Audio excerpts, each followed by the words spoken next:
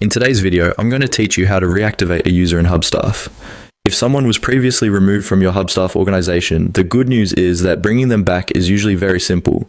As long as you invite them again using the exact same email address they originally used, Hubstaff can restore their access and reconnect their past records.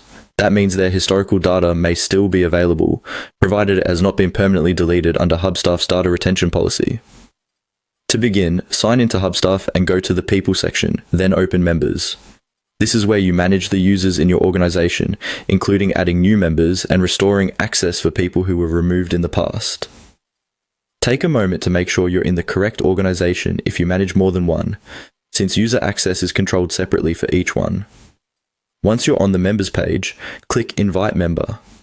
Even though you're reactivating someone who was already part of the organization before, Hubstaff handles this by sending a new invitation tied to their previous email address. This is the key part of the process, so it's important to use the same email they originally had on the account.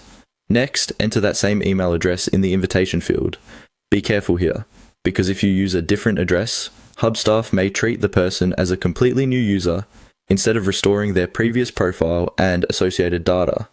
Double check the spelling before moving on, especially if your organization uses multiple domains or alternate email formats.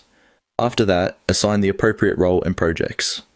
This step determines what the user will be able to access once they return.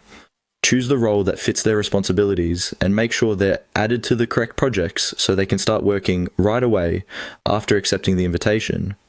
If their responsibilities have changed since they were last active, this is a good time to update those permissions accordingly.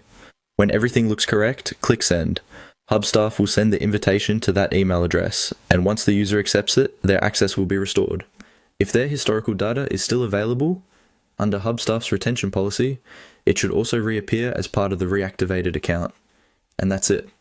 Reactivating a user in Hubstaff is really just a matter of inviting them back with the same email, assigning the right access, and sending the invitation.